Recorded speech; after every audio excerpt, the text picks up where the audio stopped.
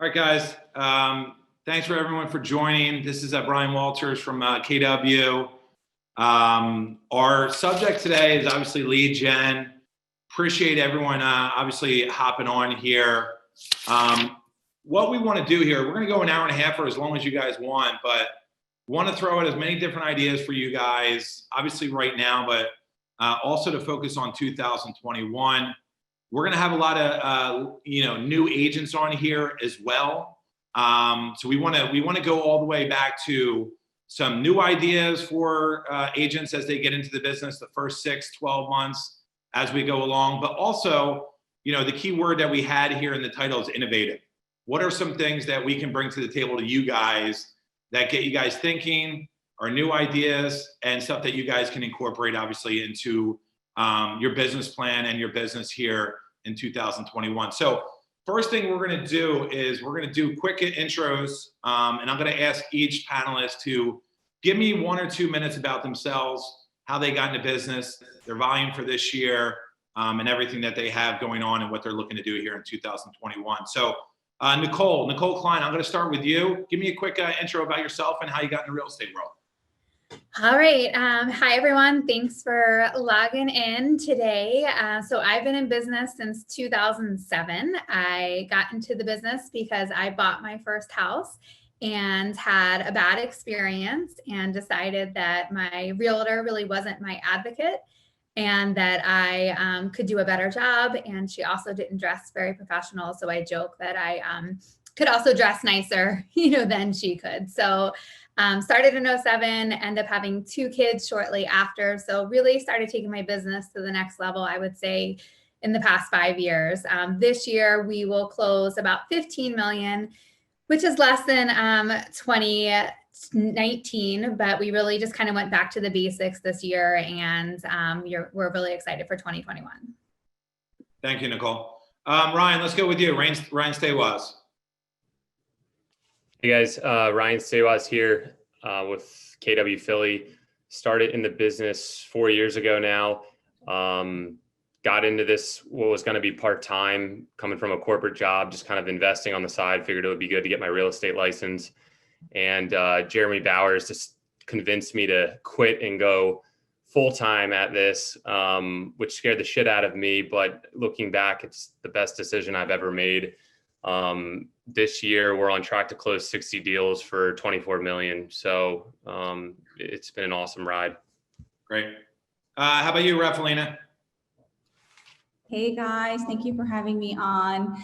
So I'm Rafalina Merlino. I am one of the partners and co-founders of Live Love Artemis, which we established this year. I started in the business in 2017. Similar to what Nicole said, I actually had my husband and I were building our first property ground up. I come from a background of high luxury fashion, so I had no idea what it was like to build a house. So I was there every day with every one of the mechanics and vendors and just walking through the property, and wanted to be a builder. And suddenly I started consulting other builders and then built a real estate sales business. So that was back in 2017.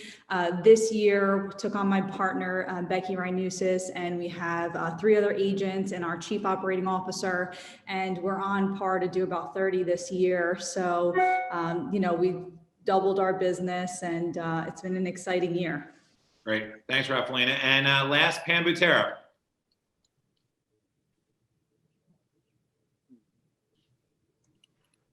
Sorry, I was muted. Hi, good to see you. Okay, so I've been in the business a long time, and this year I'm a lot like Rafalina. I partnered up with Grace Antini right before COVID hit, and we formed the BT group. And we are now 10 agents, 2 full-time admins. And so far, year to date, we've done 60 million. And we're real excited about what 2021 has to offer as well. Great. Thanks. And thanks to you guys for joining. So here's how it's going to work, guys, is we have a chat section here. I want to make this as interactive as possible. I don't want to be the one to fire all the questions out there. So we have almost 100 people on this webinar. I want you guys to ask the questions. I'm gonna get everything started, but you guys are on here for a reason. You're looking for different things. You're looking for different lead gen ideas. Make sure if you have any questions, go ahead and fire them my way. I'll be checking the chat section as Pam, Rafaelina, Nicole, and Ryan are going along here, but any questions you guys have, go ahead and throw them in there and we'll do our best to answer them. So I'm going to start, Pam, I'm going to go in reverse order here. When you started, and to me, I was the team leader at KW Philly for 2 years, so I got to see this a lot. I really feel like that first 6 to 12 months is obviously the toughest. You got to build your sphere of influence. You got to find deals from basically nowhere. What advice would you give brand new agents? They're in the business. They've been in the business for 6 or 12 months. Give me some. What did you do when you first started the business to get some things going on the real estate wise when we're talking about lead gen? So I focused on my database. I knew that people who knew me and my background, I was fortunate enough that I had a father and a grandfather in real estate. So that probably helped give me a leg up to start with. So I reached out to everybody I knew, my college friends. I have a large family, high school friends. I focused on them. I was out socially all the time, which I know with COVID, we can't do as much. And then back in the day, because I've been in the business a long time, postcards and handwritten notes is really how I got started. Also, I did a ton of open houses. I did an open house every single weekend, probably for the first 2 or 3 years of my career. It was exhausting, but I knew if I got in front of you, that when you met me, because I was very young when I started, so I didn't have, like, age wasn't on my side, but I knew if they met me that they would see that I had hustle in me and that I knew what I was talking about. So that's how I got started. So let's go back to, I love the database. What, after call it 12 months, and I know if you had to guess here, where do you think your database was? 200, 250, bigger, smaller? What do you think your number? Oh, much smaller, much smaller. My first buyer sale was a friend from college, and my first listing was my aunt. So it was just me being around these people, calling and talking to them. And I would say I probably started off with like 75 people. That's great. And there's going to be your core people anyway. Focus on them. And as you go along, you continue to grow. So your team's doing 60 million. Do you even know how big your database is right now with your team, if you had to guess? Oh, gosh. No, I wouldn't. I would say that it would be at least 2,000, 2,500. Okay. That's awesome. So, all right, Rafaelina, I know, same thing. You obviously got started, doing different things with your husband and building, but obviously to do 30 million with Becky, how did you really get started, call it that first 12 months? And you're a North Jersey girl, so you came down here in Philly and didn't know that many people. So how did you get going that first 6 or 12 months? Yeah, so I call it the newbie advantage. I think I saw Philly, everywhere I went was new. So I was really excited about selling and building in Philly. I saw a lot of opportunity. I was investing. I'm still investing heavily in the city because I believe so much in the city of Philadelphia. However, what I did when I first started was I based everything on events. I love planning events, so I planned parties. I would partner with small businesses, so restaurants that were newly opening. My family was in the restaurant business, still is, for over 45 years. So I spoke their language, I understood their needs. And if I could bring 15 of my friends to a new restaurant that was opening, partner with them, and then I would always, like, for me, philanthropy is huge. So I would always partner with the philanthropic effort. So all proceeds, it wasn't to make any profits, and you share this common cause, and it really shares your values, and it allows to connect with the community socially. So I needed to make friends because I really didn't know anybody here. So I kind of leveraged that. And then I actually leveraged a lot of other realtors and understood what networking events they were going to. So I learned about the Builders Association. I learned about all the different DIGs, so diversified investor groups. I went to every networking event. I was going out networking 4 days a week, and I wanted to know everyone in the city. So, and then once I got into that inner circle and then understood what it took, then I started to really branch out into other philanthropic efforts that I was, that were near and dear to my heart. And through my church and things of that sort. So it was really just putting myself out there and being authentic, and, just constantly seeking to serve, somehow understanding I wanted everyone to call me for whatever real estate needs they had, whether it was choosing tile for their bathroom. And through that, I got referrals, and that's how I built my business. I didn't actually spend $1 in marketing until my 3rd year in business. Because there's so much we could be doing that's free, especially events. And you can partner with your lenders, you can partner with your title companies, you can partner with your home inspectors. Now what we actually do is we plan our event calendar over a 12-month basis. So we already know what events are going to be happening next year, and we plan the partnership. So we don't just plan the event, we plan exactly who we're going to be partnering with for that event. And we come out of pocket understanding, and we actually ask them to bring their database. That's something I had learned last or 2 years ago at Mega Camp.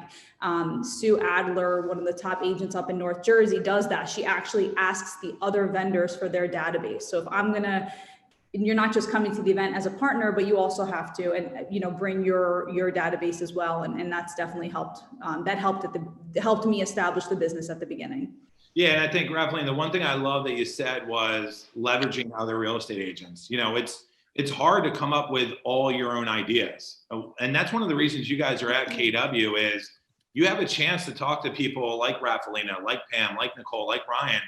They went through all this and now they're all in double digits. I remember meeting Raphaelina for the first time. She literally just got off a plane from Las Vegas for a bachelorette party. And we talked for like 3 hours. It was amazing. But listening to all her ideas, and one of the things that she threw out there was all the different real estate agents that she would speak with. You got to get out there and talk with people.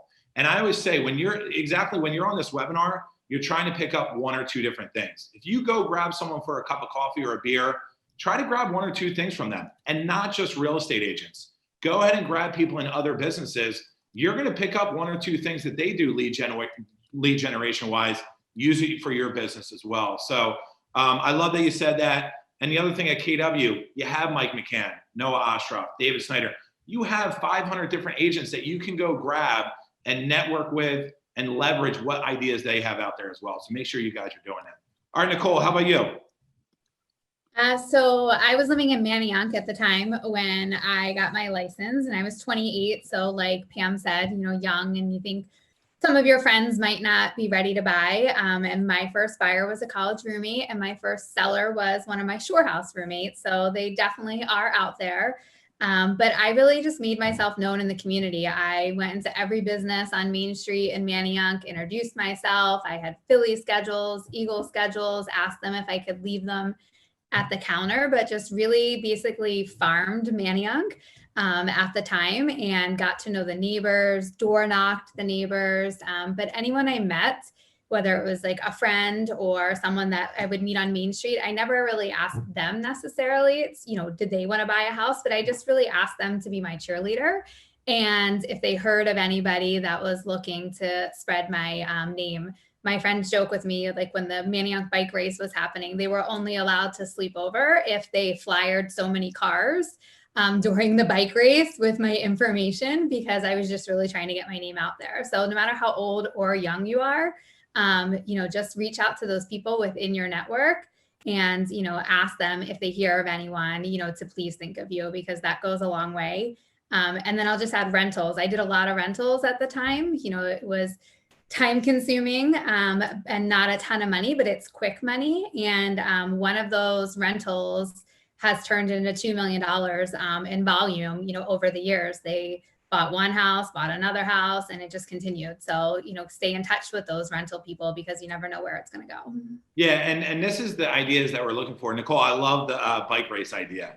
It's like how much did that cost you to print out X amount of flyers, give your friends a couple beers on the Saturday night before? And that was like one of the funnest races ever, a long time ago. But that Sunday was a special day for all those people to wake up and have your flyer on there. What'd that cost you? Like $20, $30 and a couple beers for your friends? Yeah. I mean, I'd be surprised if it was even $30. And we just went to parties and got free beer. So it didn't cost me really any beer, but it was just, them doing it. And honestly, I don't know if I got any business from that flyer, but my friends knew that I was serious. And it wasn't just like a hobby I was doing. So those friends that actually probably put the flyers on have given me more referrals through the years, than anyone else. Yeah. And listen, and people have probably heard me say this, and it's a little corny, but back to Nicole's point, your friends, that's your sphere of influence. Exactly what Pam was saying. Those 75 core people. I had a friend of mine who bought a house in Chestnut Hill. It was a big number. And I had just gotten in the real estate world, and a lot of people know me. I kind of dabble in this. So it was something where he didn't really know I had my license. And it was something where I asked him, I said, who'd you use for a real estate agent? And it was someone from the internet. And he was like, oh, shoot, I didn't know you had your license. And I always say this to people, whose fault was that? It was mine. And that was $15,000, $20,000 to me and to my family that I screwed up. So exactly to Nicole's point, your friends are going to be your biggest advocates. They have to know you're in the real estate world. And I always use the spider web. Your friends are going to be out there speaking, and it's going to spread like wildfire. They're out there, and when they buy that house or they do that rental, oh, you got to talk to Nicole Klein. She's fantastic. I just bought a house in Manayunk. Here's her number. Go give her a call. That's how the real estate works. That's how you guys are going to get referrals from your sphere of influence. So Ryan, same thing. Give us how you got started. I know how I saw you obviously over at Coldwell, but when you came over to KW, this guy was at the office before me. He was in there at 7:30 or 8. He had his big board. He was cold calling people 24/7. But give us how you got started that first 6 or 12 months. Yeah, right. That seems like forever ago, but I just threw a lot of darts and saw like where they started to stick. There's so many pillars in this business that you can focus on. And I would say the sooner you can figure out which ones to focus on and put your attention to, the bigger this snowball will grow, because that's all it is. It's just, if you can get started and get past that first year, then you can really succeed in this business. So what I did was called all my friends, my sphere. I did events like Rafalina said. And I remember my first event was at KW Philly. It didn't cost anything to rent the space. I had like 15 people there, just like friends and some family members. We had beers and like light appetizers. It didn't cost much, but each one built on top of that. So it's just starting small and not being afraid to try things. And then I was doing open houses every weekend. So I was doing at least 2 open houses a weekend for at least, I would say, the first year and a half, because I think that's the easiest way to get cold business that you don't have in front of you. Especially as a new agent, you just, people are walking in the door, you're figuring out what to say to them if they're represented. So I would highly recommend open houses. And then the last thing I did was door knock. So open houses and door knocking was like my cold business. And then I was calling my sphere probably once a quarter to stay in touch with them to make sure that if anyone was buying or selling, that they were reaching out to me first. And as a new agent, what I would recommend, I think a mistake that I kind of made early on was just in Philadelphia, it's such a big city, and there's a lot of different neighborhoods that you can get pulled into or focus on. And each neighborhood is almost like its own town, as if it were in the suburbs. So looking back, I wish I would have focused more on like maybe 1 to 3 neighborhoods. So I started door knocking Fishtown, and then you have Kensington around it and Northern Liberties. And if you do your open houses only in that neighborhood, you make your cold calls, just listed, just sold calls only in that neighborhood. Again, door knocking in those neighborhoods. Like if all your efforts are focused on just that neighborhood, then you're going to learn it faster. You're going to become the expert. People are going to see your name around town way more than if you went to Point Breeze or then to Brewery Town and then did one in Northern Liberties. Like I was just picking all these random neighborhoods, not realizing that if I had just focused my efforts, I probably would have grown even faster than what I was able to. So that would be my recommendation. If you're just getting started or even just going back to the basics, like pick a few neighborhoods and be the dominant expert there. Because what I found was, I guess the last thing is what I found is when you pulled the stats, there's actually not one agent in a lot of these neighborhoods that is dominating them. Like you're talking 5 to 8% market share, and going to things like Mega Camp. I mean, there's some agents that can get up to 25% market share in particular neighborhoods. So that told me that there was a ton of room to grow in a lot of these Philly neighborhoods and be that one person and the expert that everyone comes to. So I would leave you with that. Ryan, let me, because there's a lot of people on this webinar who there's some angst of door knocking. Give me some tips, because I'm going to go actually to Nicole in a second. I want some tips, from the panel here on door knocking, and then I'm going to go to Nicole for open houses and Rafaelina and Pam as well. But give us your tips, and I've seen you and Abe door knock. What's the hardest thing about door knocking? I think we all know the hardest thing to me is actually knocking on the door. But yeah. Tell me, why you did door knocking. And I forget if it was Nicole or Rafaelina. This is free. This is an easy way for you guys to get rolling. But give us some tips for the new agents for door knocking. Why door knocking? It's cost effective. You're walking up and down the streets. You get to know the neighborhood better than you ever will going and seeing houses with buyers randomly. Like, I know every street in Fishtown. I know what every block feels like. I know what blocks sell better than others based on one's a tree line street. One has parking only on one side of the street. Some have parking on two.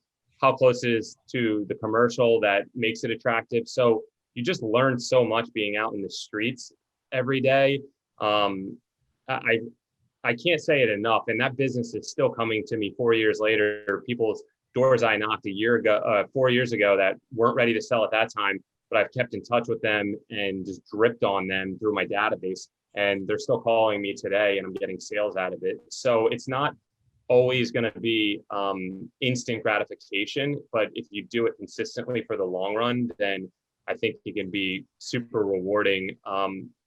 Brian, as far as like why people don't door knock, I think you have to like really go into the psychology of this, because it's a fear of rejection. So somewhere along the line, growing up, we've gained this fear of people saying no or F you or slamming the door in our face. And it's nothing personal. If you just can realize that this is nothing to do with me, it's whatever's going on in their life. And if you can look past that and just keep knocking and realize that if I have to knock 20 doors to make one connection, there's that one person that was really going to appreciate what I'm doing, my drive, and that's the person I'm looking to connect with. Not every person that answers the door. It's never going to be that way. It's just a numbers game. So like the best example is I had a guy that I knocked on his door and he came out and he was super friendly, but he's like, dude, I'm not selling to you. You're never selling my house.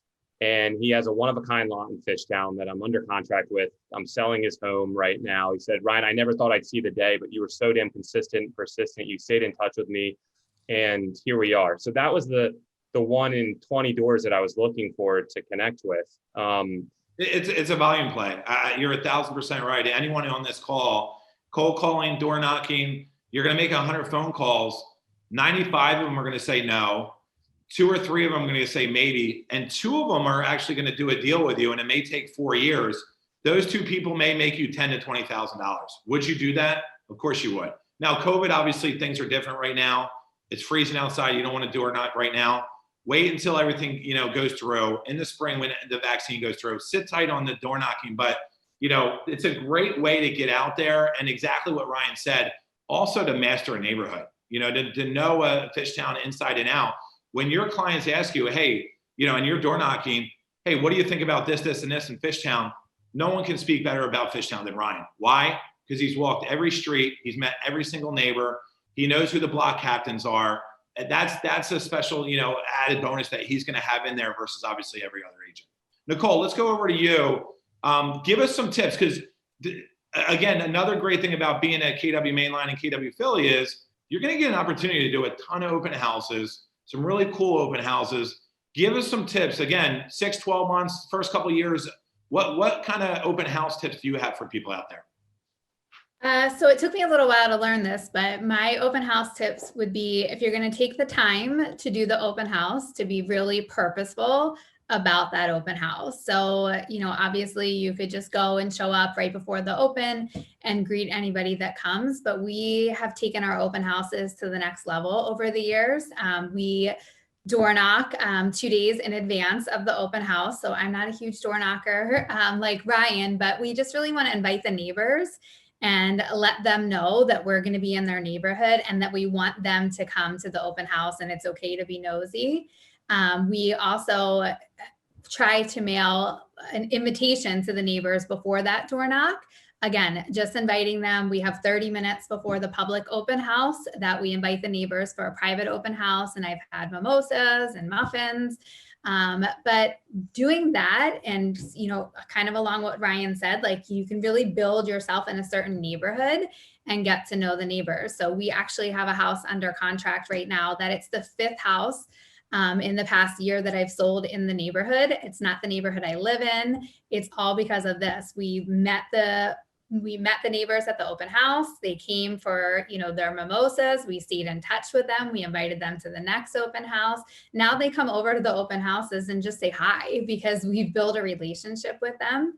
Oh, you did? Oh, cool. With COVID, Yeah. we didn't have one Just have this to get last some time, but we're doing a drop off of those mini champagne bottles and just, letting them know that we sold the house and just continuing to build that relationship. So since we couldn't give them mimosas at the open, we're still touching them. So just make sure you go deep. Don't just show up that day, make it worth your time and really work to get a client, from it. Awesome. Pam, how about you? You got a big team. You guys are doing 60 million. You're going to do 100 million next year. What are you teaching your agents, who are getting out there and doing those open house? Give us some tips as well. Well, so I find that when you need to door knock the houses, like what Nicole just said, around, that's something that we definitely do. And we also have BT group little gifts that we give away. And I know during COVID, we don't have that, but we've had hand sanitizer for COVID, things like that. Always have to write a handwritten note follow-up afterwards. I'm trying to think of what else.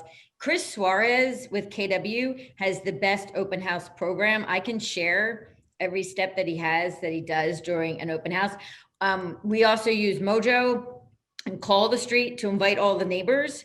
That is probably my favorite call because nobody's calling those neighbors. And that's an easy thing to invite them because what our opening line is, we'd like to invite you to the open house so you can choose who your neighbor can be because you might have friends, family, or coworkers that want to live in your neighborhood. It gets them just to thinking about that. And it also can get you listings because they're not initially thinking about selling. That's great. Yeah, and that Chris Suarez, that'd be fantastic. And maybe a quick little class as well on that as well, throwing it out there. Rafaelina, you obviously, you and Anthony, you guys are doing open houses with your specific houses you guys are developing, but give us, you and Becky, what are you guys doing? What's your team doing that's a little special here on open houses as well? Yeah, absolutely. So when I had first started, I was doing open houses on my own homes that I was building. I would highly not recommend doing that. So it's a lot of liability to be the builder and the agent on a property. But we can get into that another day. I was actually door knocking on houses that were in framing to the contractor. So I drive all around Point Breeze.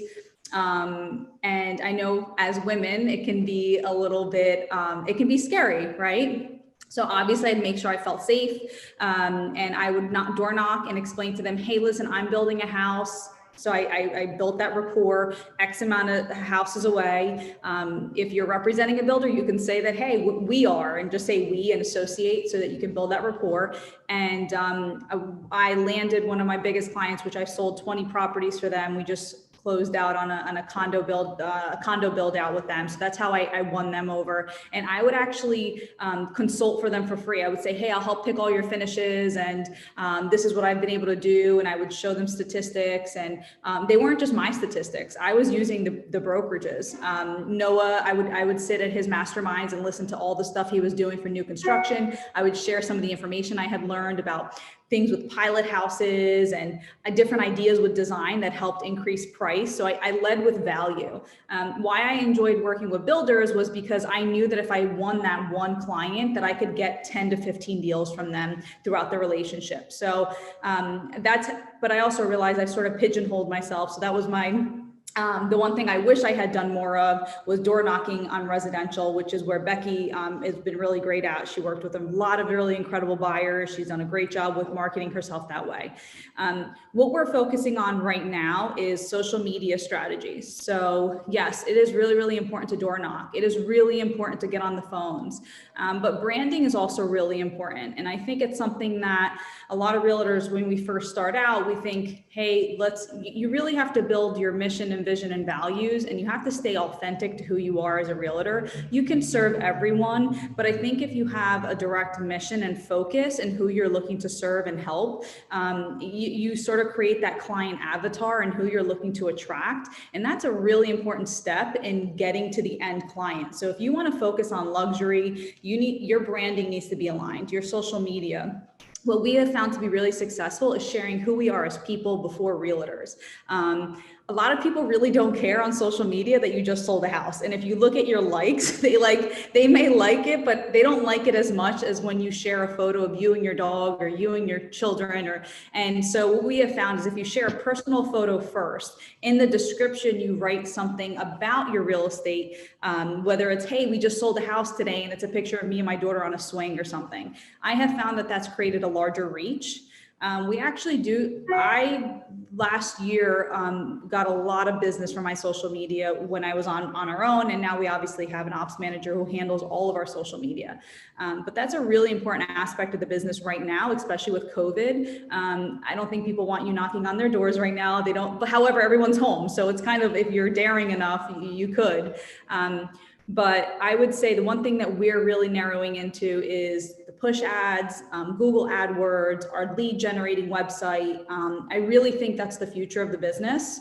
And I think that you need to not just gain market share in the market that you're in, but realize as realtors, we can sell anywhere. We're selling in Florida right now. We're referring business internationally. Don't forget to build that out, as well as your local business, as to Ryan just said, that's really, really important. But also don't forget to build out, because that's the mistake I made at the beginning, is that I was only focusing on what was in front of me. I was only focusing on Philly. But as you grow, you can expand, because you can sell real estate. I mean, real estate was being sold virtually for a bit. So don't I guess, broaden your horizons through the social media aspect. Yeah, all great stuff. And I'm going to go back to Nicole and Pam. It's interesting what they said. And I think it was Nicole and actually Pam. But Nicole said, when we have an open house, call it on Sunday, we door knock 2 days before. And Nicole, would you consider that door knocking? And the reason I love that that's the way they do it is people, again, have angst of door knocking. They don't want to bother people. But when you have an open house, the fact that Nicole is using that to now go around the neighborhood, that's door knocking. But the key on it is she's going there with a message. She's going there with a flyer, with Pam, with a gift to say, hey, by the way, 111 Main Street, we're opening a house from 12 to 3. Nicole, tell us why you do that. And I love that you don't consider that door knocking, because either do I. It's, hey, I have an open house. I'm actually just knocking on your door to get your business. I'm doing this with a purpose, with a mission. But tell us, some of the different inner stuff that you guys try to do when you're doing that. Yeah, I mean, like you said, when you're doing it, say more randomly, you're going there to sell them something. But when I'm knocking, I'm just inviting them to a party, basically. I'm just saying, you might have saw I have this listing, and I would just love for you to come take a look. And if you know anyone, I think like Pam said, they get to help pick their neighbors. If you know anyone that's looking to the neighborhood, to move to the neighborhood, feel free to send them. I always also try to meet the mailman, because the mailman seems to know the scoop of the neighborhood, and they have an idea of who's selling. So, when you're out door knocking and you see the mailman, stop and talk to him as well. I actually get leads from my mailman now, because I ask him all the time about people moving. But the door knock, it's easy for when it's for an open house. It's not anything that, I don't think makes me feel uncomfortable. He's been welcome here. He's never come for one holiday. We do use, it's not like he's going to spend time with her. He doesn't even care about Christmas. I'm going to try to, Joanne Newman, can you, your webinar here, or your Zoom? So he doesn't. I'll try to, sorry, Nicole. That's okay. But we do also, I know a couple people in the chat I saw put things about COVID and doing things safe. I mean, if you're doing a virtual open house or an in-person open house and you don't feel comfortable knocking, you could do the same script with calling the neighbors, and just like, hi, I have a house for sale in your neighborhood. I was hoping that maybe somebody, at work, at your church or synagogue that might want to move to the neighborhood.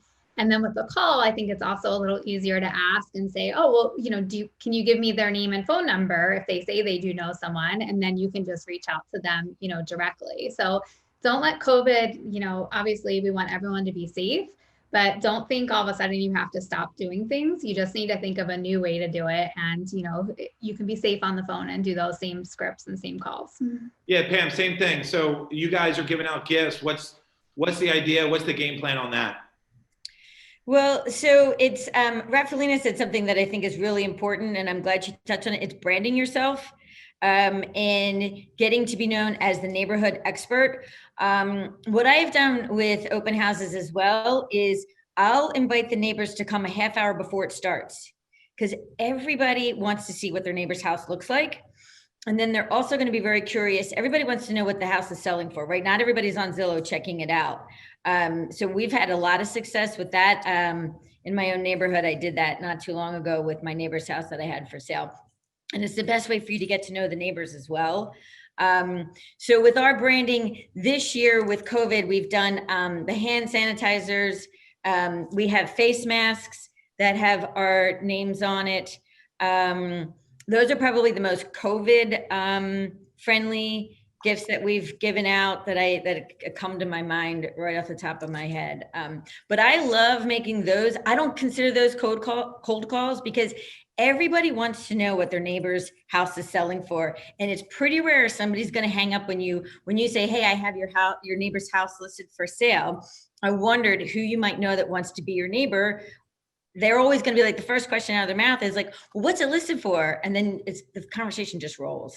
It's a very easy call. Yeah, Can I think quickly go ahead, Nicole, sorry. to what Pam said.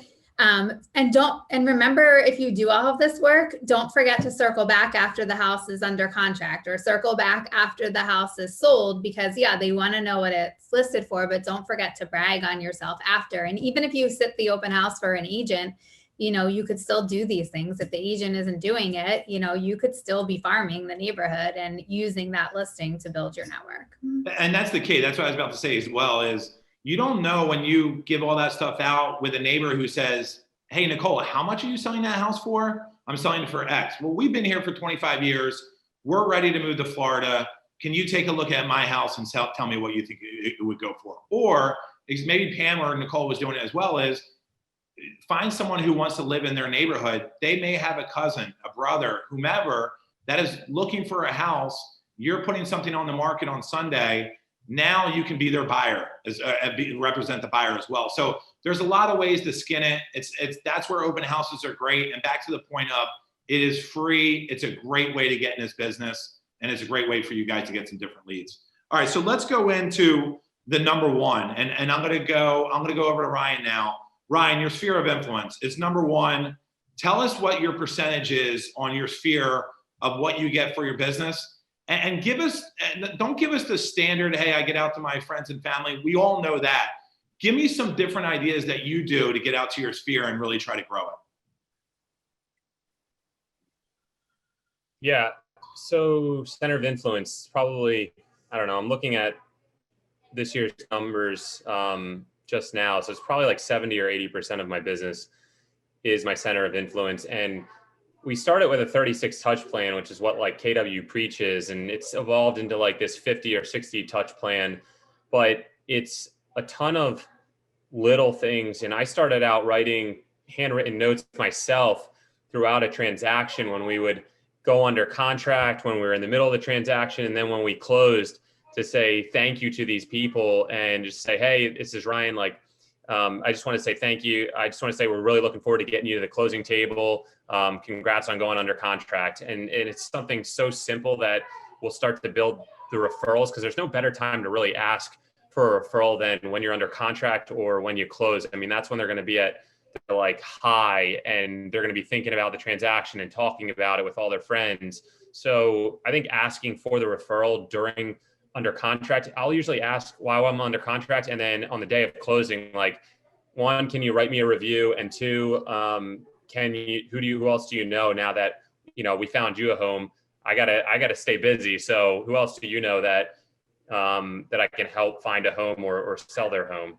Brian, and I love that. And sorry to cut you off, but one thing I love is how many people that you know in other businesses ask you and say, hey, do you have any other referrals who are looking for X, Y, and Z? And you got to look at it and say, does that bother you? Does that piss you off? No, it doesn't.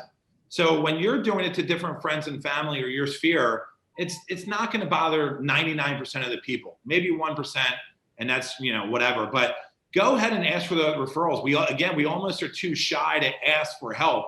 Go ahead and fire away. There are the people who can try to introduce you to different people. So sorry about that, Ryan. Go ahead. No, I mean, you're right. But if you're providing a high level of service and they know how hard you've worked for them, no one's going to ever doubt. Like, people like referring people that provide good service. If a friend asks like, oh, who is your realtor? And they're really happy with your services, they're going to recommend you. So don't be afraid to ask that question. And it kind of goes back to the numbers. Like, everyone's not going to be an A client for me. So what I've done is I've broken my sphere into like A, B, and C clients, and my A are my top 100 who are most likely to refer me. And that is not everyone. It's just not in everyone's nature. Some people were really happy. Like, they loved working with me. I almost thought like, oh, I'm going to get a ton of referrals, but people just don't think about it. Everyone has different mindsets. So you kind of figure out over time who's going to give you referrals, and you move those up and you focus more of your efforts on those top 100 clients. So, we have a heavy focus on our top 100. So they're getting, quarterly calls. They're getting invited to our events. Maybe over the holidays, they're getting something special like a card and I don't know, some lottery tickets, or some like a pie, or for Thanksgiving, just different things to like really take care of them. And then to shrink it even farther, like I've probably got 5 or 10 clients that are either developers or clients that have just referred me to like 3 to 5 people over the years. And those are the people that I might take out to like a sports event, like the Sixers game when we were, going to those. I might go to like Top Golf with my clients, with those people, but just have a closer relationship to say that, hey, I really appreciate, you keeping us in mind. And I think that's huge for building that referral-based business. But great. Yeah, Brian, outside of that, I'm sure everyone else has a ton of ideas on how to touch these people. But I would say, like Rafalina said, she already has her events lined up probably for 2021. And if you can write out a calendar so that you just need reminders to come up of when to do the actions, that's so much easier than like getting caught up in the busyness of this business and then not going through a holiday or something where it's like, shit, I should have sent out a Phillies calendar to my top 100 clients. It's another one we do, Eagles and Phillies calendars. They get magnets on their refrigerator, and I go into their homes and there's my face on their fridge. So those are like super simple ideas. Yeah, and I love that. And one thing, and I'm going to go to Rafalina next. I love that Rafalina said that she had events right out of the gate. Again, we all have that problem of, hey, what if I have an event and no one shows up? Well, what if 5 people show up, but the other 200 people on your database get that email? Again, it's that touch point, knowing that you're in the real estate world, and again, adding different value. They appreciate the invite. Even if 5 or 10 people show up, who cares? So Rafalina, tell us how you and Becky, how you give us some different insight, how you guys are growing your sphere right now. Yeah, absolutely. So, and Ryan, I agree with everything, everyone. I'm actually taking notes as all of you, Nicole and Pam, are speaking. I have like a whole page of notes. So you're never too successful to learn. So, the one thing that we focused in on this year is providing value to our sphere. So we realized that a lot of the women in our sphere are really interested in real estate investment.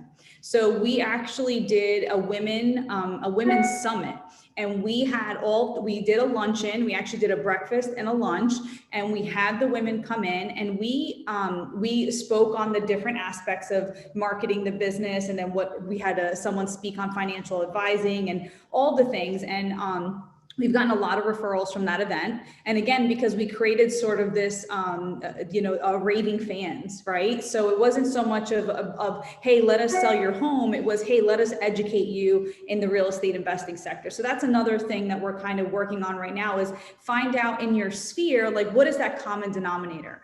So one of the things I had realized is a lot of people in my sphere at that time. So I'll take my sphere and I'll think about, they were all at that point, either newlyweds or soon to be married, right? And they were all buying these homes, and I said, oh, well, why don't I do a first dance? Like, we did a dance lesson and for the couples, and it was a lot of fun. We did a Society Hill dance. I partnered with the owner, and we had such a great time that I had the husbands reach out to me to know when the next event was going to be, not even the wives. So, and I think in those types of events where it's something fun, and I had my lender pay for half of the food and drink, I think it cost me a total of $100. I had gotten like 5 or 6 referrals from that event. So we're still very event focused. One of the events that gave us the greatest return on our investment, so we track every dollar we spend. We need to, so it's like not every year has to be the same event. If something didn't give you a return on that investment, then we have to try something different. So this year we did a family portrait event. We didn't think of this. Again, we found this was at a mega camp event. I'm sure a lot of you have heard of this. We had our photographer partner with us. It was a COVID friendly event. It was outdoors, and the families would come at their allotted time. We'd have wrapped drinks and beverages, and they would come in, the photographer would take their picture, and they would use this as their holiday card photo. Why it turned out to be so great is they shared this photo with all of their friends, and then Live Love Artemis was tagged on it. And then their friends are like, well, who are these people? So it was like a free marketing for us. So we want to have fun. Ultimately, I think that calling our sphere about something new and exciting, and right now it's about calling your sphere and just seeing if, hey, are you okay? Like, what's going on with COVID? One of our initiatives for Thanksgiving is calling people to see if they know families that need Thanksgiving dinner. So we're going to do a drive. Actually, we're launching it today. We're going to set up a GoFundMe, and we're going to have people donate from our sphere. So it's either, I always say you have to create a common enemy, and that common enemy right now is COVID, right? And so, hey, we're on the other side of this with you. How can we help you?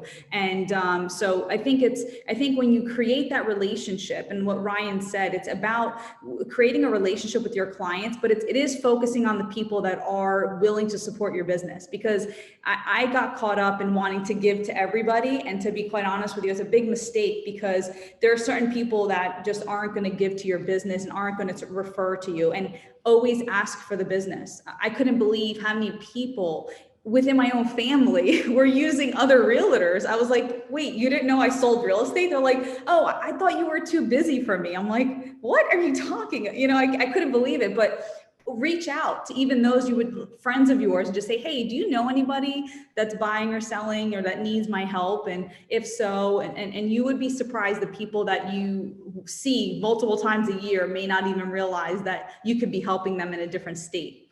So that's kind of the ways that we're reaching out right now. And back to what Ryan said, do you have a calendar all set up for 2021, ready to roll? We do. So we do have a calendar set up. And the reason we have the calendar set up is what Ryan just said, is because we get caught up. And what I have found over the years is I have the greatest intentions, right? Come January, I'm going to do this all. And then all of a sudden it's March, and I'm like, oh my God, I didn't even send out the Valentine's Day card I said I was going to send out. So it's also about the follow-up. So it's not about just planning the event. It's about how are we going to follow up afterwards. So the Tuesday, we have our Tuesday team meeting for our team. At the Tuesday following the event, we are all responsible for writing thank you notes at our team meeting. So we put that time out to write the thank you notes back for whoever attended the event or whoever assisted us with it. And so the follow-up happens, and then we put them into a drip. And then you have that VIP list that you're constantly inviting to these events, and then they invite their friends. And so it becomes these types of events. And now, again, what type of events can you do on Zoom calls? Educational events, buyer consultation events. Sue Adler also does this, which I think is a phenomenal idea and is something we're going to implement this year. She does a seller consultation. So she actually has a Zoom call. She invites the locals who have owned their home for 15 plus years or however long. And she has an inspector on the call and also a home designer on the call to tell people 5 or 6 things they can do to improve their home before they're getting ready to sell it. They'll have a junk U-Haul guy on that is giving rates, and it's a very successful event. So those are kind of some of the things that we're doing. And yes, Brian, we do have the calendar set. I love it. And yeah, I'll throw some ideas I had. I mean, one thing I used to do to my clients, and we actually wrote all our thank you notes this week. We're sending out Yetis. It has our logo on there, and it's something that people are going to have and they're going to remember, and boom, there we are. But the one thing I used to do would be call it on Monday morning. I would send an email out to all my clients and say, hey, by the way, I have 2 tickets to the Phillies game this Sunday. Can't go. First one to respond will get them. Well, by the way, I didn't have Phillies tickets. The Phillies tickets are like $25 each. So I'm getting out to my entire sphere for $50 to all my client base. And by the way, I would get a bunch of people to respond and say, hey, by the way, I got a new deal for you. I'm like, well, by the way, they won also. So I would actually give out like 3, 4, 10 sets of tickets, and I would just get them from StubHub. So that was like a different idea to get out there. And I would actually then drop all the tickets off to them. So I'm not sending them to them. I want to go shake their hand. Hey, how you doing? This, that, and the other. Hey, I got my aunt. She's actually looking for a house. She's going to be looking April 1st. Thank you so much for the reminder. Boom, no problem. So that $50, $200, whatever I spent, could literally lead to 1, 2, 5 different deals, just little different ideas that you have. Pam, same thing. Give me some ideas that your team has to grow your sphere of influence for your younger agents, for you, for everyone out there.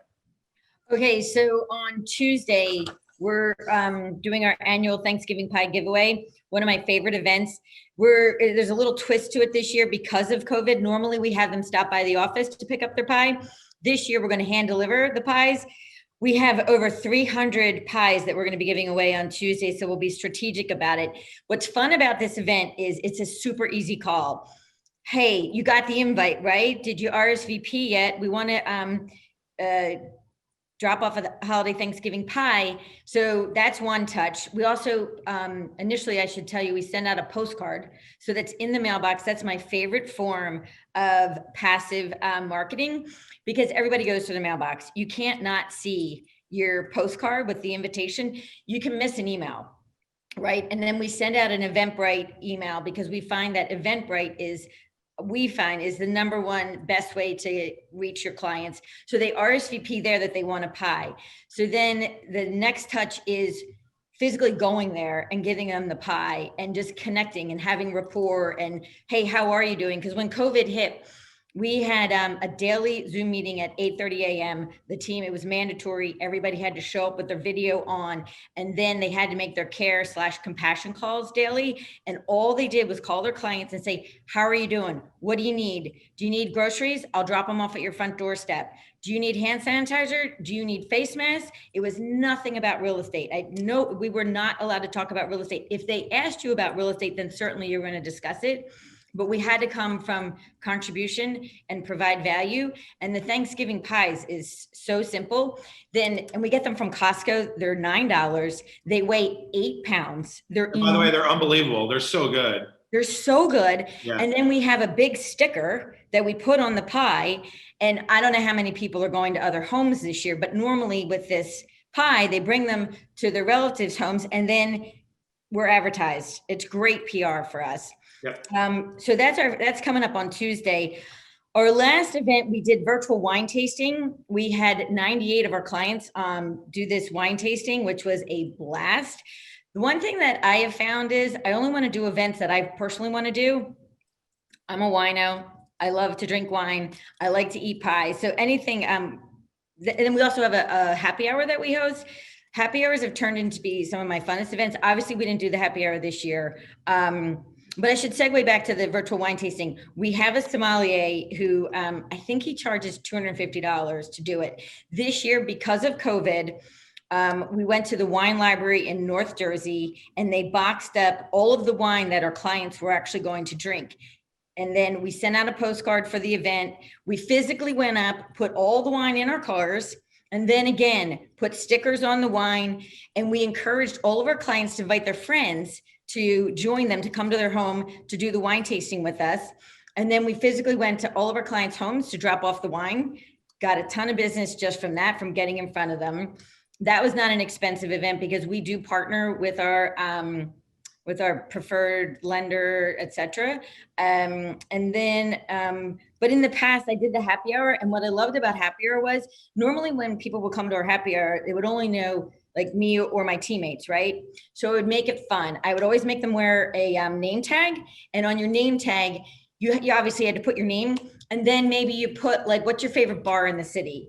What's your favorite sports team? So that if you go to my happy hour alone, you can meet somebody and you're like, oh my gosh, you're a Dallas Cowboys fan? So am I, right? And they can just talk amongst themselves.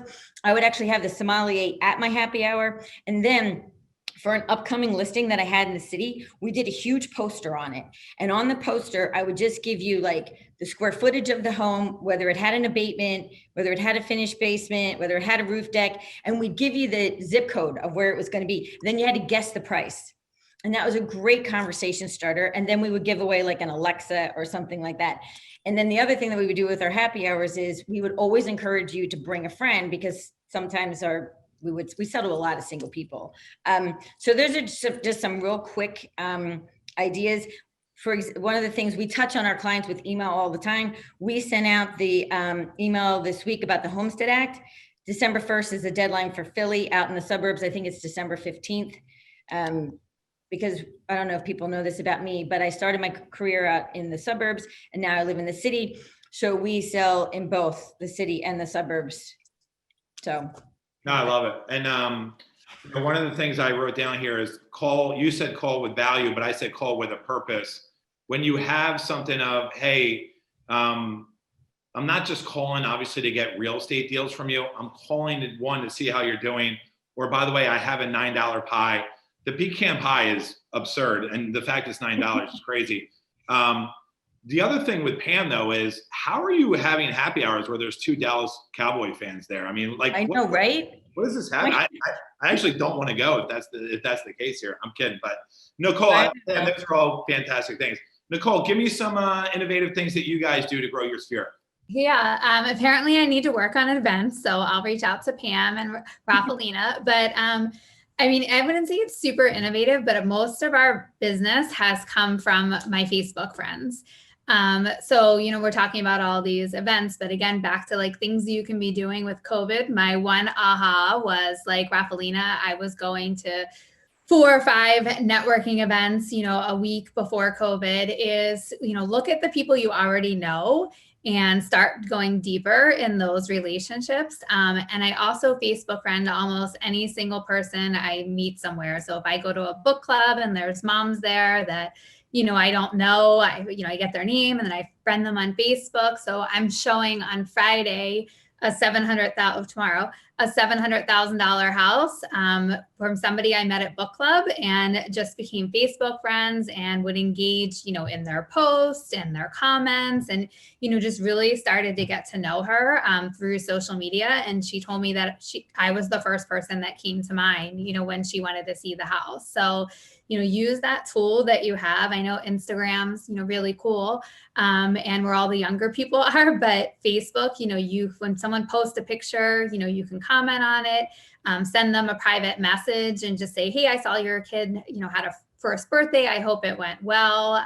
But go deep in those relationships because then if you share your, you know, your personal side with them, along with some things that you're doing for business, they see you, they get to learn who you are just from your Facebook page, but they also see that you're successful or, you know, work hard as well. So you can go deep in those relationships with that. No, I love it. And some of the other ideas out there, I remember, and I stole this idea from Jim Roach's team, was he did trivia on Zoom. And I actually stole all his questions as well. And One section was all about the Eagles, the Super Bowl win, but it's just during the pandemic, we're all looking for different ideas, and it's going to be like this for the next couple of months. That was an idea I literally saw on his Facebook page, back to Nicole, Facebook, Instagram, that he was doing this. I'm like, Jim, so what are you doing? He's like, oh, we're doing trivia once a month, and he's the host, and he actually got in a tuxedo, and I was like, that is a fantastic idea. So again, that's why you're here, to listen to different ideas.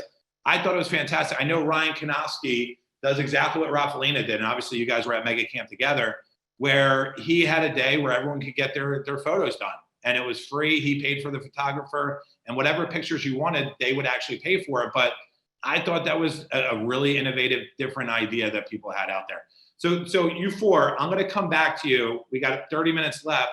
I'm going to answer some questions though first, but what I'm coming back to is I want you guys to wow us in just one or two ideas that you're going to throw out there in 2021. I don't want to put you on the spot right away, but think about it. The first question I'm going to answer is from Mike Faber. I think it's a great one. Raffalina, you had a great answer about this. The question is, how did everyone go about creating relationships with developers/builders? Raffalina, I loved yours going up and down the street, creating value, adding value add to these people. Can you start with that? How you some other ideas that you did to grab with the developers and builders? Yeah, absolutely. So for a lot of the builders, I realized that I was explaining to them that inventory was sitting unless they were doing certain designs, and I'd catch them in framing in case there was something odd with layout. So it was really helpful. And then I actually used to have samples in my trunk of flooring and tile, and I would be like, this is actually the flooring. And then I would connect them with my flooring guy. Because then they'd be like, a lot of these investors were new from outside the area. They didn't have any of the vendors. So I'm like, oh, use my guy. And so this wasn't really my guy, but he became my guy because I was referring him so much business. And so, and I did that with appliances. So I found a guy, so I would refer them over to this person that I was personally using. And, we were building maybe 2 or 3 new construction homes a year, nothing insane, but, enough to have built relationships. So that was my value. The other thing I would do is I would go into Lowe's when I didn't have a lot of business, and I would literally walk through the tile section, and I would be like, I could tell if they were a contractor, and they'd be like looking at beige tile, and I'm like, I hope you're not putting that in a bathroom. And they'd be like, why? And then I'd like break into conversation like, I just built this house and then this home, and I just sold this for this, and this is what you're going to do. And then if they ended up either being the contractor with like 5 or 6 builders that they were working with. So just really putting yourself out there, I guess you can say. But I genuinely enjoy home improvement and building and layouts and aesthetics. And I just don't want people moving into like awkward looking homes. So, that's how I broke into the builder. However, the greatest way, then what happened is I started to realize that I was hitting okay, the design is great, but you need to understand what it is, how to build a home. And so I started to understand zoning. I studied zoning law. I studied if you Google Philadelphia zoning, I started studying that and understanding what zoning meant. And then I got into larger multi-unit projects. And then I started understanding, and I had to understand how to speak on what was happening in the city. So I signed up for a lot of these builder association events and would go and understand what was happening. And then I would reshare the information I had learned on my Facebook. And so then I sort of became the source of information for a lot of investors who were from out of town. And so that's something that you'll find, because Philly is expanding so quickly. There are a lot of people from outside the city who are really curious about what's going on. So you could end up becoming that person that they come to. And so that's really how I did that there. Creating value. I love it. And anyone else from the panel that want to throw in there how they work with different builders and developers? Okay. Next question is, do you guys use social media editorial calendars? Anyone want to throw in there or what they use for their calendar for 2021?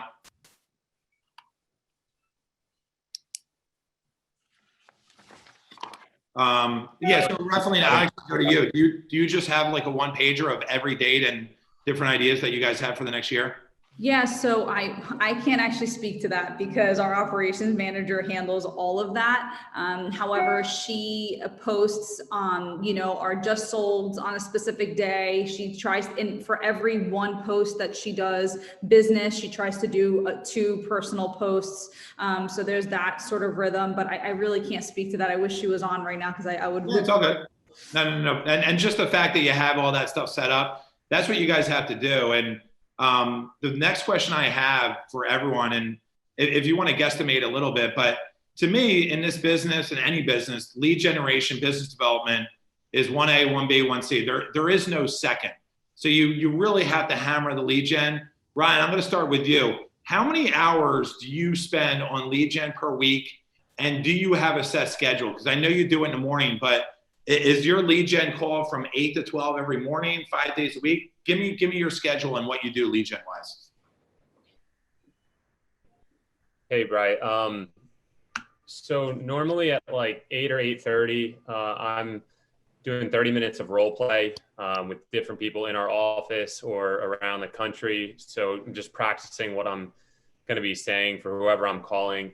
And then from 9 to 11:30 is when I'm trying to knock out all my calls, because if you push it to the afternoon, you're typically going to find something else to do. So it's the most important activity in your day, and you want to get that done first thing in the morning. So knock it out in the morning, and at 11:30, I'm jumping back on another role play at 11:30 for 30 minutes, and then taking a lunch from 12 to 1. When I was door knocking, we were testing all types of like times to door knock. I mean, we found most people were home from 4 to 7, which might not be the case now. So the only thing I would say about door knocking that really helped me is, like you said, Bri, I teamed up with someone in our office, Abe, who became my accountability partner. And that was huge, just having someone that I was going to meet there every single day to do the action. It's just too easy to say, oh, I'm not going to do it today, or it's a little bit cold out. But when someone's counting on you, like it increases the odds of you showing up every day tremendously. So I would say find an accountability partner, even if it's just making calls in the office. Be like, hey, let's meet here every day. We're going to make calls for at least 2 hours, and we're not leaving until we do. And you have to take it really seriously. And if you take it even a step farther, then you implement a penalty that if you do not show up, then I owe you $100 or $500. Whatever penalty will make you show up is key. It's just doing the actions consistently. It's like there's a million different things you can do for lead gen, but if you consistently do it, it's almost impossible not to fall into like a deal a month in this business. Yeah, the biggest thing Ryan said here, guys, is 9 to 11:30 every day. Times that by 5, that means he's literally doing 12 and a half hours per week of just pure lead generation. And the trap real estate agents fall in, or actually every business in the world, is, oh man, I got all this business. Now I can kind of go into management mode. Well, when you go into management mode, yeah, you're going to close all these deals. You're going to manage all these deals. 3 months later, you're going to hit a wall or a plateau where there's no more deals. So you literally have to lead gen every single day, and don't wait for the afternoon, because emails are going to come in, phone calls are going to come in. You literally have to hammer that morning. My company here, we have to do 75 phone calls, and they're cold calls every day. So that's 375 per week. 9 to 11, they make all those phone calls. But it's set. It's not like we're coming in here like, all right, what do we want to do today? First thing you're always going to do is emails. And emails are going to boggle you down. You're going to like do X, Y, and Z. And the last thing you want to do is lead gen. Listen, lead gen is tough. So go ahead and do it. Go ahead and do it when you're fresh in the morning, when your brain is at 100%. Don't wait till the afternoon. So that's, I think that's the biggest thing is every day Ryan is doing, Ryan, I got you at 24 million, and he's still lead genning 2.5 hours per day. Enough said. How about you, Pam? Tell us, like, do you guys have a set schedule for your team, for you, that you're looking at lead gen wise? I wish I could say that we do. We have every intention to do that. 2 days a week, Grace Ann and I do go into, Grace Ann, my business partner, there's a lot of business out in Bucks County, and we have agents that work out of the Newtown office. So 2 days a week, we go in there and do our lead gen. I'm not as diligent about it with Ryan. Unfortunately, I can tell you what we did for the month of November, which has been super fun. It's called Note-vember, and our team is required to write 30 notes this month, one a day. And if they don't, they're going to pay for the team's happy hour. So our team has done more than 30 notes already this year. And basically it's just a note to just say, hey, I'm thinking of you, thankful for our relationship, enjoy your holiday season. I got a $500,000 listing out of it. It's just people love to know that you care about them.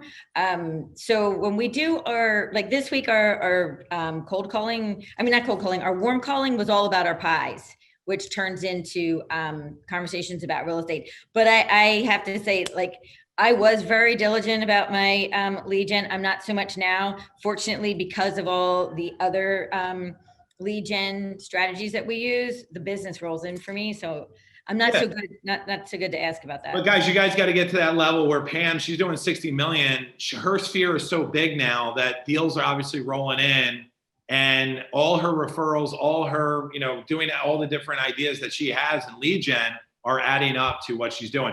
And I think the coolest thing with Pam is she's doing lead gen and she doesn't even realize it. So that's the best part about it. When you get to that level, you're doing lead gen 24/7. It just 100%. Happens where it's the perfect way to do it. Nicole, same question for you.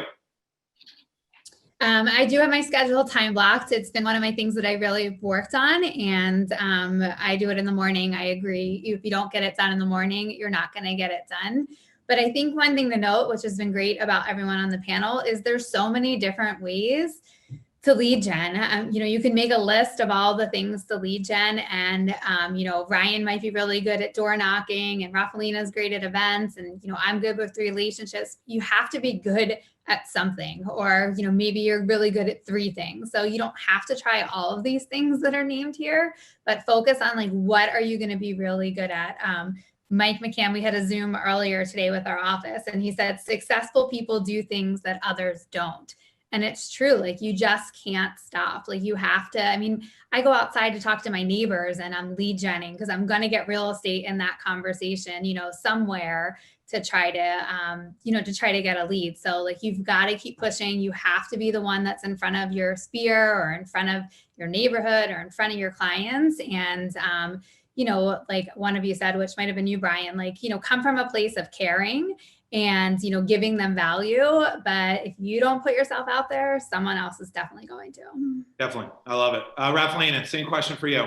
Yeah, absolutely. So that is the one thing that Becky and I said this year that we are going to work on, is setting our lead gen hours to be consistent. We do get them done. They're just not consistent on a daily basis. And, we had spoken, Brian, we had a coaching session with you, and it was like, you just got to get it done. Regardless, if you're the type of person that there's some days where you can't get done in the morning, but I will put my daughter down at 7 p.m. and I will lead gen for 2 hours. Like I will literally get on the calls, and I have found to be more successful in the evening hours, where people are home from work and they're picking up the phone. And so for me, that's worked recently. So I may stay consistent with that. And but in terms of holding the team accountable, we realize we need to lead by example. So there's no excuses there. And that's actually my biggest regret in the business, is not, I remember being in the office and watching Ryan lead gen, and I was like, okay, I need to get on this. Like, I don't know. And the only person stopping me was me. So yeah, no, it's infectious when you see other people in there, 1, beating you into the office, but 2,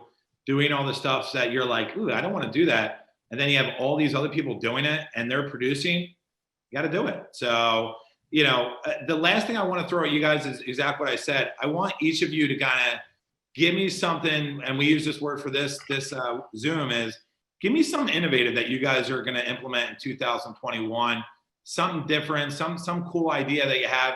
It could be something that you used in 2020 as well, that you were like, shoot, that actually really worked. We're going to run that back in 2021, and we're going to double down on it. So, Rafelina, I'm going to stay with you, and then we're going to go backwards the other way. So Becky and I launched the podcast the beginning of this year. We went from doing it bi-weekly to now doing it monthly, just because of how busy we've gotten. I will say that we have gotten business from it. It's gotten our branding out. Nino then puts it on YouTube. And it allows us to sort of share mindset in entrepreneurship. And so we've been able to connect with a lot of women in business and across all different areas of business. So we're going to continue that.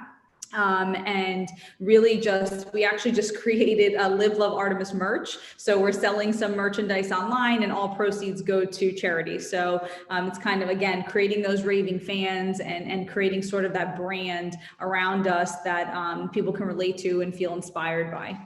No, and you guys are, I follow your Instagram as well. And you said you're not throwing out there all the stuff that you're selling. It's 90% of it is you guys.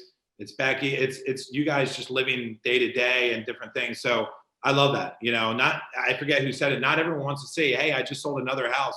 Awesome. Like they want to see other stuff as well. So Nicole, we'll go over to you. Give us something that you love that you fell upon in 2020, or you're going to implement in 2021. I feel like innovative sounds like it has to be this like wow thing, but I mean, really for us, we have been doing a lot more video. And the video, like on our social media, we use BombBomb for emails to email our database. So it kind of goes back to how I said, like most of our business and our team's business is relationships. And since we can't be face to face with people, we're really just doing more and more video on social media. And every time I do a live video, I always think maybe no one's going to watch it, but, end up getting some great comments and, it just seems to generate more conversation. So a lot more video in 2021. Awesome. You're going to get sick of seeing me.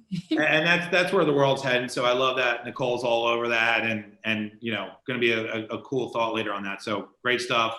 Pam, same thing. What do you guys think about and adding here in 2021?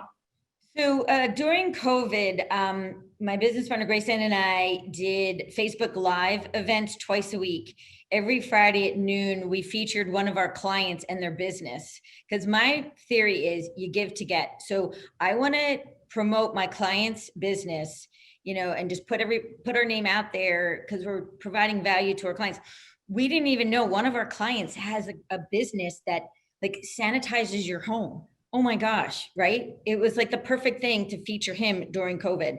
And then the other Facebook Live series that we did was to bring value to realtors. And we'd bring on like a MAPS coach who spoke to our Facebook Live team. That we got away from it because once COVID was over, we were so insanely busy, and we still are. But I really enjoyed doing those, and we got a lot of great response, and it's easy. Right? There's no cost involved. It takes half an hour of our time twice a week. So Grayson and I both want to get committed to that. The other thing that I want to do is, like you said, I don't even know I'm lead generating, but I am. I want to focus on my MVPs is what I call them. And I want to do something special for them. I want to do it monthly. I think realistically it's going to be quarterly, and perhaps that's going to be at Valentine's Day. Perhaps we do something a little special for them on Valentine's Day. I'm not sure what that looks like yet because COVID keeps evolving. I don't know what's going to be allowed, but it's in my brain that it's going to be something that's a little special. And I used to call them my top 100. We're up to 200 special MVPs now. So those are two real strong focuses that we're going to have for 2021. I love it. I think that's great. Hold on. I'm going to share my screen here. Something that I want to show here. So let's can everyone see my screen here? Yes. All right, so I'm going to embarrass Ryan here. So over 1,000 people, 1267 viewed this. And let me see if I can get the volume and everything. Real Estate Ryan here with the Staywaz Group. We're in Voorhees, New Jersey, paddling up to our lakefront listing. This is a special home you guys are not going to want to miss. Let's go check it out. Ryan, that's so good. First floor plan features original wood detailing throughout the home. One of 5 bedrooms off to the left, a full bathroom, laundry room, sitting room, dining room, and open concept kitchen with an island and living room. Outside on the 2-tiered deck, you'll find an outdoor oasis sitting on 120 feet of lake frontage. Making your way to this one-of-a-kind basement, which features a game room and pool table with large bar area. Upstairs, you'll find 4 spacious bedrooms and 2 full bathrooms. Thanks for taking a tour of this lakefront property. For a private showing, reach out to Ryan at 215-760-6291. Thanks, guys. Real Estate Ryan here with the Staywaz Group. We're in Voorhees, New Jersey, paddling. All right, let me get out of that. All right, can everyone hear me again? Yes. All right, so Ryan, how'd you come up with that? And this is what this is all about in the business world in general. We're always looking for innovative ideas. We're always looking to separate ourselves from the pack. When'd you come up with that? And by the way, go ahead and check out Ryan's Instagram. There's unbelievable ones. I don't know where he comes up with the ideas. He's got the second best hair at KW behind me, but Ryan, give us how you came up with that and different ideas.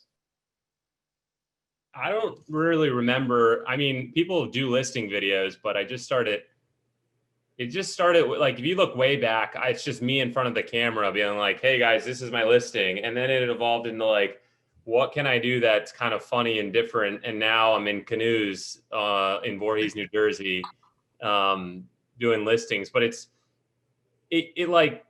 a perfect example of just picking something and doing it consistently. I've probably done like 50 of these videos now. So every single one of my listings gets a new video, and people typically, if I haven't seen someone in a while, it's the first thing that they bring up to me. Like, Ryan, your videos are awesome. I love them. And, you know, it's really, I think it just sets us apart, and we're doing something different. They're seeing us on social media. So it's a touch to our COI, even if we don't know it, because they're following us on Instagram and on Facebook. And I don't know, you know, where someone might've been following me for a year and then they finally reach out, but it's because I'm putting that content out so consistently. So like Nicole said, she's going to be doing bomb videos. I'm like, yeah, that's fantastic. If you guys can just not be attached to the result and consistently do it, like, it will pay off tenfold. Most people just start doing it for like a month or two, and then they stop. And that's really when you never see results from it, because you didn't do it long enough. So most of this stuff that we're suggesting, you have to do it over like 6, 12, 18 months. It's not going to be instant gratification, which I think is what a lot of people are looking for. Ryan Kanowski, which is shocking to me, asked a really good question. Ryan, can Ryan talk about how we got over 1,200 views? Instagram ads, organic. How'd you do that? Is it just your sphere?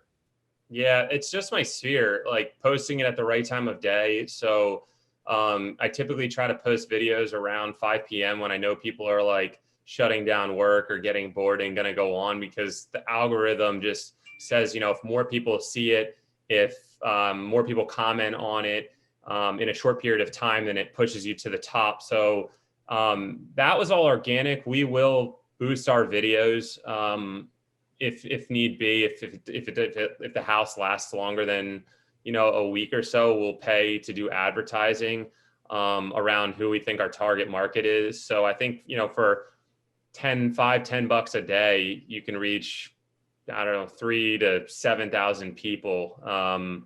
It's pretty cheap right now to advertise on Instagram. So I would recommend that as well, Ryan. Yeah, and I think the biggest thing Ryan said was, and Rafalina, I love that she's doing podcasts. And most people look at it and say, oh, shoot, what if only 3 people show up for the podcast? Well, they very well may on the first one. But then when you're 5 years in and it's like, man, 1,000 people are on this podcast, well, I'm really glad we stuck with it. So whatever you guys are coming up with, you got to throw stuff against the wall. A lot of it is not going to work, but you got to go ahead and at least try it. Exactly what Nicole's doing, exactly what Rafalina is doing. Ryan at some point was like, I should do a crazy video, jet skiing, on a canoe, playing baseball. Like, and by the way, it's going to be tough for you to continue to take this thing to the next level. Good luck with that. But that's the idea. Like, how do you get these different ideas, and how do you continue to keep throwing them out there? So I love all that stuff. So guys, we got 5 minutes left. If you want to go ahead and unmute yourself and ask a question to a specific panelist, to the group, whatever it may be, go ahead and fire away with any questions that people have.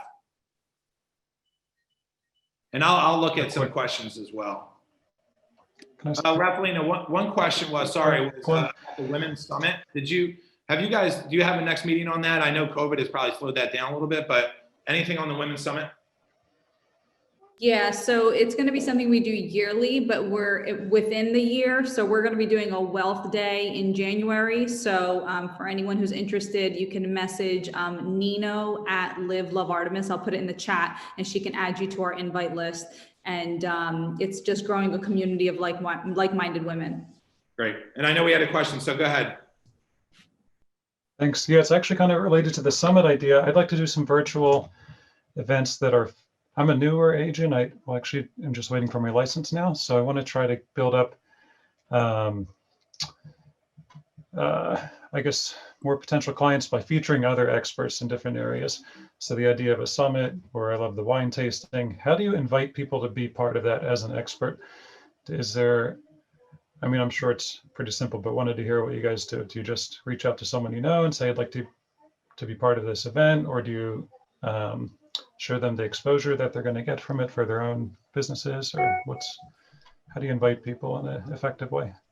So you're saying a co-host, essentially, like the person you're going to be hosting it with?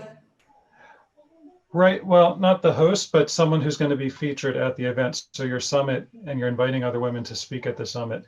Yeah. Yeah. You'd be surprised at how many people just want to get out there right now, especially with COVID. So I think it's really just putting yourself out there and just asking. And I think it's someone that if you're interested in that person, then your sphere most likely will be as well. You know, people like to work with people who are like themselves. It's just a reality, law of attraction there. But I would say if you can reach out to somebody and build that relationship beforehand and say, hey, I really admire you. I'd really like to get you out into my sphere. Here's my intention. We're going to have a day and invite X amount of people. Would you mind providing us some of your time and I'm sure they wouldn't mind you putting them out there in that way. Yeah. And I'll ask a follow-up question. If you're hosting an event, Rafalina, how do you find your mortgage person to co-sponsor or title or inspection company? Is it just people bumping into each other or introductions? If I'm in it for the first 12 months, how do I get someone to co-sponsor that with me?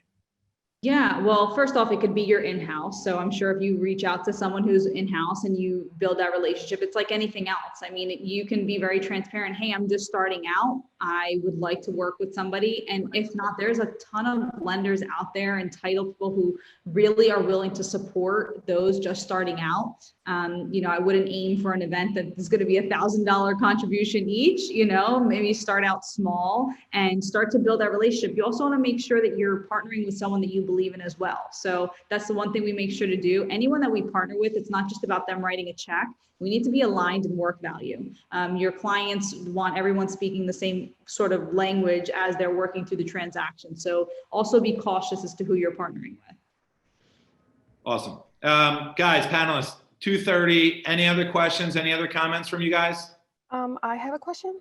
Yeah, go ahead. It's for Ryan. So I'm actually fresh out of high school. I'm in my first year of college, and I have a strong platform for selling houses, and I'm not an agent yet, but I'm currently working towards a license right now. And with my platform, I love to make TikTok videos, but not just like dancing videos. It's more like I'm teaching someone, but like I also add in like a dance to it. So it makes it really like educational, but also like really fun to watch at the same time. And I feel like with that, it really grabs people's attention. And that's something I kind of want to do as well once I am, I guess, an agent. Like I kind of want to do that. And I also want to make kind of like a YouTube tour type of video because people do that. So, with me trying to be creative, I sometimes wonder if I should do it just because I kind of get nervous that people might not see me as a serious person because I'm having such a fun time like making these type of content. And I noticed like you also made a content that I feel like I would have done in your place. So like, is it really like effective to do that type of content? And what advice do you have for someone like me who's new into this industry? Yeah, I mean, that's awesome that you're already building a following in a platform that's, really gaining speed, and no one's probably using it or not as much for business yet. So I would 100% recommend it. How I like, yeah, it's goofy, it's funny, but like it's different, right? My goal is to get people to watch my videos and realtors to follow me on social media. So the value is that now realtors are seeing my listings, and buyers are seeing my listings. And if I can say to my sellers that, hey, I'm going to get your house more exposure because of who follows me on social media and the videos that we do, then there's value there, and no one's going to argue with it. So if you build a following of the people that are going to help your clients, which are buyers and realtors, then you can't go wrong. So I would go all in on it, especially if you're doing it already. I mean, it just has to be a video a week. It doesn't have to be crazy time consuming, but you know, one a week, that's 50 a year. That's a ton of videos, and you're so young that you'll start to build a huge following now. Yeah, there's no bad ideas. I mean, every idea, again, is not going to work perfectly, but there's only one way to find out if it's going to work, and it's going to be a home run. Try it. So exactly what Ryan said, TikTok is on fire right now. Why wouldn't you use that platform? So good for you. All right, guys, it's 2:31. Appreciate Ryan, Pam, Rafalina, Nicole. Thank you guys so much for doing this. I hope everyone enjoyed it. My advice to you guys, if you have questions for any of these panelists, ask them, text them, call them, email them. I'm sure they'd be happy to answer any questions you guys have. So thanks so much for joining, and good luck here the rest of the year. See you guys. Bye, guys. Thank you. Thank you. Bye.